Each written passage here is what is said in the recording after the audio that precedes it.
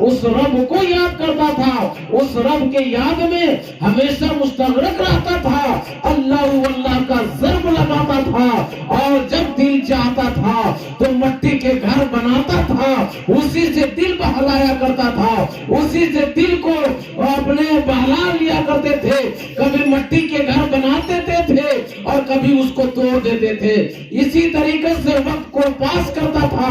اچانک حضرت ہارون رشید کی بیوی جو ہے زبیدہ خاتون سیر و تفریح کے لیے جنگل کی طرف نکلی تو دیکھتی کیا ہے کہ وہ بہلول دانا جو مٹی کے گھر بنا رہی ہیں، تو اس نے پوچھا کہ بابا یہ کیا بنا رہے ہیں؟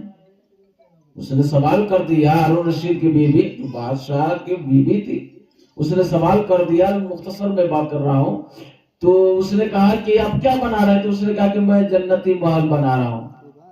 کہا کہ آپ بیچیں گے؟ کہا ہاں میں بیچوں گا۔ اس نے کہا یہ نہیں کہا کہ مٹی کے گھر میں بنا رہا ہوں، یہ پوچھا زبیدہ خاتون نے، ہارون رشید کی بیوی نے کہا کہ حضور آپ کیا بنا رہے ہیں؟ تو کہا میں جنتی محل بنا رہا ہوں۔ کہا بابا کیا آپ بیچیں گے؟ کہا ہاں میں بیچوں گا۔ کہا کتنے پیسے میں؟ کہا 40 دینار میں میں بیچوں گا۔ اللہ اکبر! ہارون رشید کی بیوی کے یقینہ دیکھیے، ایمان کا کتنا مضبوط اور مستحکم ایمان ہے۔ اس نے سوچا نہ سمجھا، فوراً 40 اشرفی جو ہے حضرت بہلول دانا کے قدموں میں ڈال دیا اور وہاں سے چلی گئی گھر جانے کے وقت شام میں پہنچا، ہارون رشید بھی پہنچا۔ شام کے وقت کھانا کھانے کے بعد دونوں میاں بیوی بستر پہ آرام فرمانے لگے۔ دنیا کا دستور ہے، میاں بیوی دونوں ایک ساتھ لیٹ رہے تھے، سو رہے تھے، اور آپسی گفتگو بھی ہو رہی تھی۔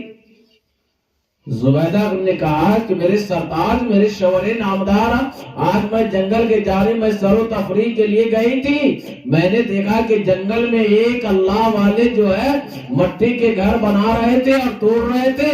میں نے ان سے پوچھا کہ بابا یہ بتاؤ یہ کیا بنا رہے ہو؟ تو اس نے کہا میں جنتی محل بنا رہا ہوں۔ میں نے پوچھا کہ آپ کیا اسے بیچیں گے؟ کہا ہاں میں اسے بیچوں گا۔ کہا کتنے پیسے میں؟ کہا 40 اشرفی میں میں بیچ ڈالوں گا۔ میں نے 40 دینار جو ہے، 40 اشرفی جو ہے، میں نے ان کے قدموں میں ڈال کر چلی آئی ہوں۔ ہارون رشید نے سنا تو اس کی بیوی تو سیدھی سادھی تھی، اس کے بھولاپن پہ دیکھ کر کے ہارون رشید اس کی مذاق اڑانے لگا، اپنی بیوی کی مذاق اڑانے لگا۔ کہا دیکھو ایک دیوانہ پاگل ہے اور اس کے قدموں پہ کیا کہتے ہیں، اس کے پاس جو ہے 40 اشرفی جو ہے دے کر چلی آئی ہے، کتنی بڑی پاگل ہے۔ ہنس رہے تھے، مذاق بنا رہے تھے، دونوں گفتگو، میاں بیوی گفتگو کر رہے تھے، اور بات ہی بات میں دونوں کی نیند آ گئی۔ ہارون رشید بھی سو گئے، اور ہارون رشید کی بیوی جو ہے زبیدہ خاتون وہ بھی نیند کے ہوش میں آ جاتی ہے، اور دونوں آرام فرما رہے تھے۔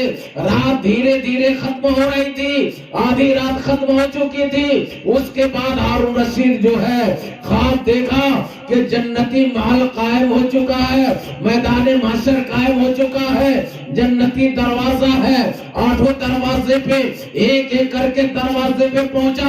8ویں دروازے پہ پہنچا تو اس پہ لکھا ہوا تھا ملکہ زبیدہ خاتون ہارون رشید۔ یا اللہ اکبر! ہارون رشید نے دیکھا کہ یہ تو میری بیوی کا نام لکھا ہوا ہے، یہ جنتی محل جو ہے یہ میری بیوی کا ہے، چلو اس کے اندر داخل ہو جاتا ہوں، اس کا مالک تو میں ہی بنوں گا کیونکہ یہ میری بیوی کا نہ ہے۔